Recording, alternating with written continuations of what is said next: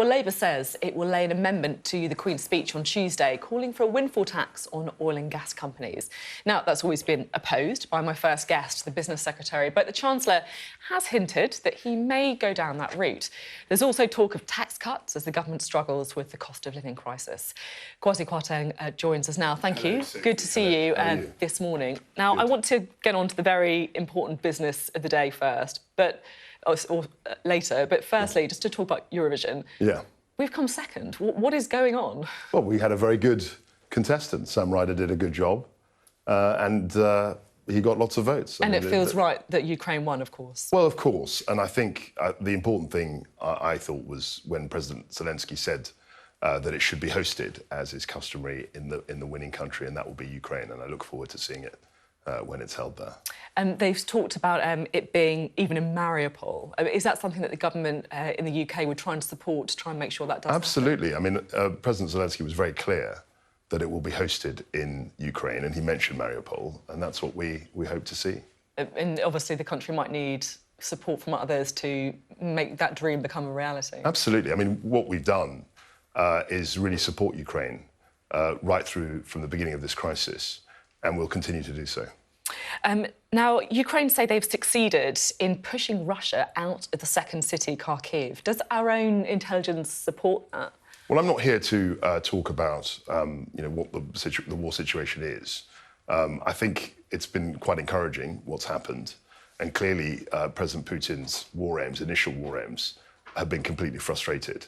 But we'll just have to see how the situation evolves. Do you think it's too far to go to say that Russia could be losing at this point? No, I wouldn't make any comments on that, and I'm not in a position to do so. We've got an excellent Defence Secretary, we've got excellent intelligence, and those relevant cabinet ministers will have a much clearer view than I do. Mm-hmm. From just reading what I see and looking at the news reports, it's clear to me that Russia's ambitions, their initial war aims, as I've said, have been frustrated.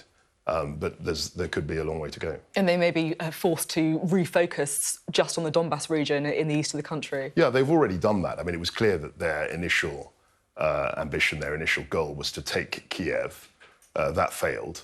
And then they've scaled down their target, their ambition. And as far as I can see, they haven't got their secondary aim either. But it's an evolving situation. We just heard, just in the last few moments, from Liz Truss about the idea that Finland and potentially Sweden could be applying for NATO membership. Is that something that the UK would like to see? Well, I think it's really up to Finland and Sweden in terms of NATO membership. That's something for them. They're sovereign countries. And all of NATO will have to take a view on their application. And what would our view be? Well, I mean, you'd have to ask Liz Truss. I think she made her comments very clearly. But we would have to just rely on them. We have to see what Finland and Sweden want to do before we can make a response. OK. Now, the Prime Minister is to visit Belfast this week. Now, that's the first visit since the Assembly elections. What will his message be? I think his message is very much that the political stability of Northern Ireland is our #1 priority as far as Northern Ireland is concerned, and that we should be able to act in a sovereign way. Northern Ireland is as much a part of the United Kingdom as England, Cornwall, the South East, and we are responsible for that as a government, and I'm sure that will be at the core of his message. Just to, obviously, the DP have said that they don't want to engage in power sharing until parts of the Northern Ireland Protocol are fixed, in their view. And various cabinet ministers, including Liz Truss, including Dominic Raab on this programme, have been very clear that they don't think the protocol is currently working. Does that mean that the UK government is prepared to unilaterally scrap parts of that protocol, even without EU agreement? Absolutely right. I mean, throughout this whole debate, even before the protocol and the treaty was conceived, we've had a number of people in this country whose presumption has been that the British government is always wrong and that the EU is always right. And that's clearly too simplistic. We've tried to enter into good faith.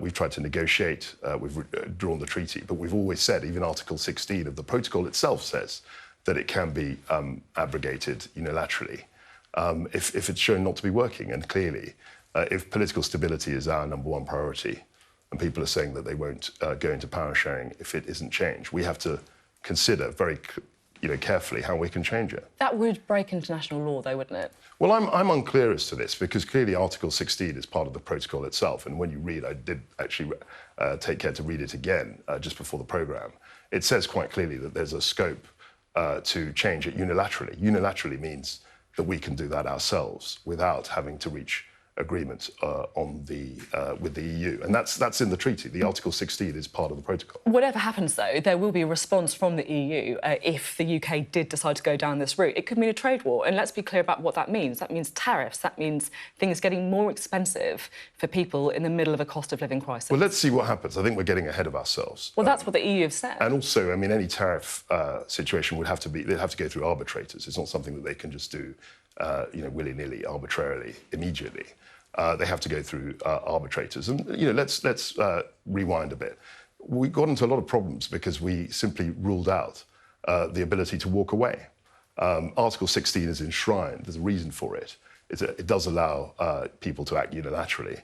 And we've got ultimately to be prepared to invoke it. Even if it could mean things getting more expensive for people in the UK. So our number one priority is political stability of Northern Ireland. Now, if many people there, nearly a majority, are saying that they cannot actually have an executive without looking at the protocol again, we have to be prepared to do that. We have to do all we can. Even if it means goods getting more expensive in the UK. So the Article 16... that is the illogical conclusion to what you're saying. Well, I don't accept the premises of your question. I don't think that they're necessarily going to be able to slap tariffs arbitrarily. I think it'll take a very long time for that process to work out. And as far as I'm concerned, we have absolutely the right to invoke Article 16 and to reopen or re-examine the protocol. OK. The one thing that I really, I'm slightly confused about, it's pretty clear that yourself and others in government just don't think the protocol is working, and that's because of the checks between Northern Ireland and Great Britain. But what I don't understand is that it was Boris Johnson who negotiated and signed that protocol, and when he did, it was pretty clear that this is a potential consequence of what happened. I just want to play... This is quite a long clip I'm going to play, but it's from an interview I did with Boris Johnson in December 2019, so just before, it was signed. And I do think it is worth listening to what he said. Last month, you told businesses in Northern Ireland that they would face no forms, no checks, no barriers of any kind under your Brexit deal. And you also went on to say that if anyone asked them to fill out a form, they should phone you up personally and you'll direct them to throw that form in the bin. Well, how come then that this government document that was leaked this week says that that's not true, that there will be checks and forms? Were you telling the truth? Yes, I am. And look at what we say in our manifesto, look what we're going to deliver. The deal that we've done with the EU... So will there be checks? No, absolutely not. The deal we've done with the EU is a brilliant deal, and it allows us to do all the things that Brexit was about. So it's about taking back control of our borders, money laws, but unlike the previous arrangements, it allows the whole of the UK to come out of the EU, including Northern Ireland, and the only checks that there would be if something was coming from GB via Northern Ireland and was going on to the Republic, then there might be checks at the border into Northern Ireland. So this document is talking about checks both ways. And that's wrong, because there won't be checks. So you're saying that this is wrong, the government's own impact assessment is wrong, your Brexit secretary is wrong, all these people are wrong, and you are right? Yes, because there's no question of there being checks on goods going NIGB or GBNI. So they're part of, if you look at what the deal is, we're part of the same customs territory, and so pretty clear there. Absolutely no checks. And he said it numerous times. Yeah. Did he not understand the deal? Or was he lying to me? No. He fully understood the deal. But of course, like in anything, you have to see what the actual practice was when it happened. Nobody else did, though, because the point I make in that interview is that the government's impact assessment, the Brexit secretary, the leaked documents, all of those were saying, yeah, there are going to be checks. He was on his own saying there wouldn't be. I think the Prime Minister was right to say that we thought it would be a much smoother process. That's not what he was saying. He wasn't saying there would be light touch checks. He was saying there would be absolutely no checks, and that was wrong, wasn't it? Well, what's happened now is I think the EU have been unreasonable, frankly. I was just reading a report that they won't use an IT system because it breaks some of their sort of legalist way of thinking. They won't show much flexibility, and that's why we're in the position we're in. The protocol isn't working, and we have to be prepared, and it's an urgent problem, and we have to be prepared to invoke Article 16. We're in the position we're in because the deal that Boris Johnson signed and negotiated, it was inevitable there was going to be checks on the Irish Sea. So that's why. I don't think it was inevitable that the EU would be as intransigent or as they have been. And it wasn't inevitable that the people of Northern Ireland would respond in the way they did to the protocol because they've actually experienced it. And they're saying... The majority on the Northern Ireland Assembly do support the protocol. And they are saying... After Sinn Féin got a majority. Well, they didn't get a majority. They didn't... They were the largest party. But they were the largest party. The majority of Assembly members are from parties that support the protocol. So I'm not quite sure you're right. I mean, the majority of people on the Assembly are essentially on the unionist side. So they broadly share what the DUP are thinking. Sorry, the majority on the Assembly are from the union. So you're right. Sinn Féin has the reason why Sinn Féin are the first minister is because they got a plurality. They got more seats than anyone else, but they don't have a majority. So a lot of the people actually, and they've said this. No, but not everyone else is unionist. There's other. No, there are. There's an alliance. There's an alliance. Yeah, right. As well, right? It's not just Sinn Féin who. No, so it's Sinn Féin, and there's the alliance. And then there are the unionist parties, which added together are more than Sinn Féin. And the SDLP. That's right. So, but it's clear to me that without changes to the protocol, you're not going to get an assembly. You're not going to get an executive. OK. And that's undermines, the fact you don't get an executive undermines political stability. Now, Labour are putting... We need to move on. Labour are putting down an amendment to the Queen's speech this week calling for a windfall tax on oil and gas company profits. Will this government support that? Of course not. I mean, it's very unusual for any government to support opposition amendments to the Queen's speech. So we're going to be opposing that. I just want to try and work out where you are on the windfall tax on oil and gas companies. This is what you told me a couple of weeks ago. You're very clear. I've never been a supporter of windfall taxes. I have been very clear on that publicly. I think it discourages investment. So that's your position. Yeah. Why am I said confused? That to you 2 weeks ago. 2 weeks ago, exactly. And that's exactly my position today. Just the reason I'm asking is because this is what Rishi Sunak said on windfall taxes this week. This is the Chancellor. He said, what I want to see is significant investment back in the UK. If that doesn't happen, then no option is off the table. Yeah. So who's right then?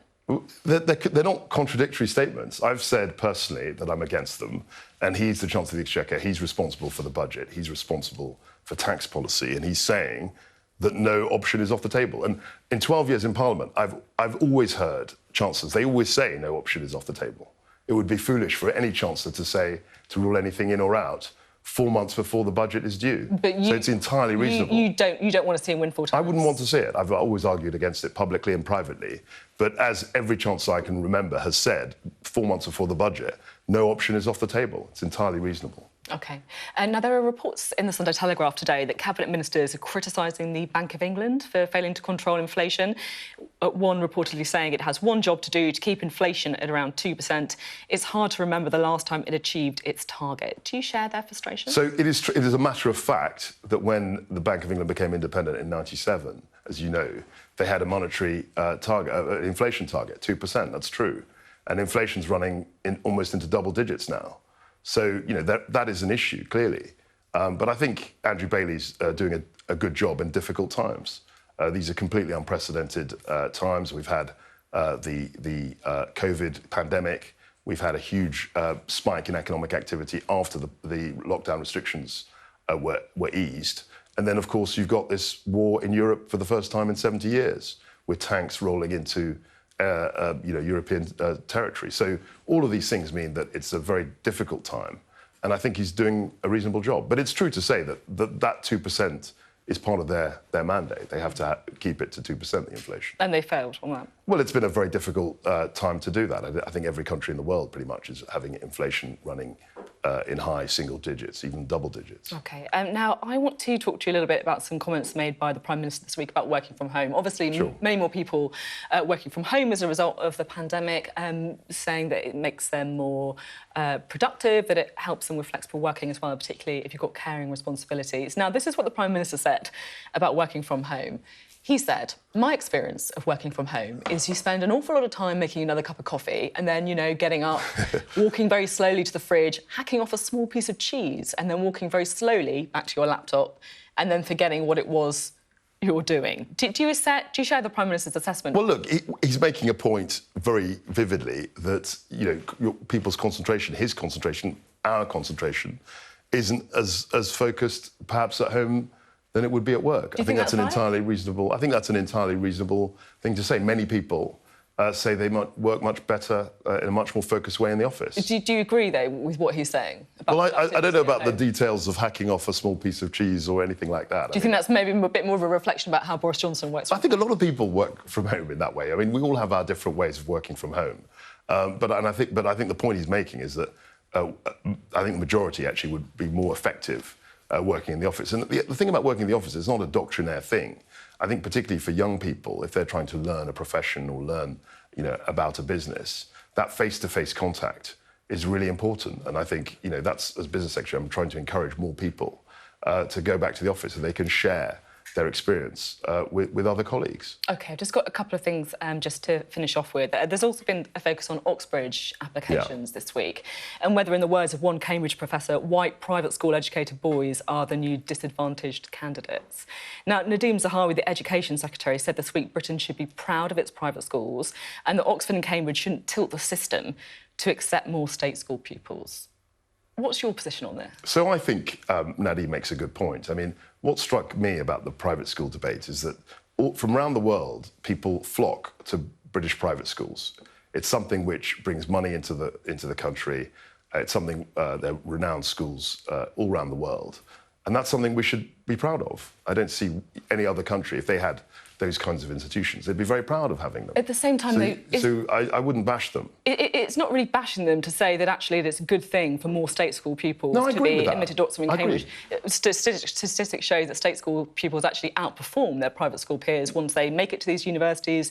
You know, your old school, Eton, 48 offers. I know that was half on previous years, but that's still an awful lot of people from the top schools going to Oxford and Cambridge. Look, I think it's a very competitive situation where you have to go, you know, to top schools. Not just Oxford and Cambridge. You know, we tend to obsess about Oxford and Cambridge. We've got lots of fantastic universities, and we should have wide access to them. And I think people should be able to go to them from whatever background they come from. We are out of time, and I do know I have to let you go. But very quickly, Neil Parish, the former Conservative MP, of course, who resigned after being caught watching porn in the House of Commons, rumours he might be standing in this by-election. I'd be very surprised if Neil is standing as an independent. I mean, he's someone who was very loyal to the party. He was an MEP for many years. He was an MP for 12 years. I'd be very surprised if he did that. OK. Thank you very much for being on the programme today. Thank you. Mr Kwarteng there, Kwasi Kwarteng.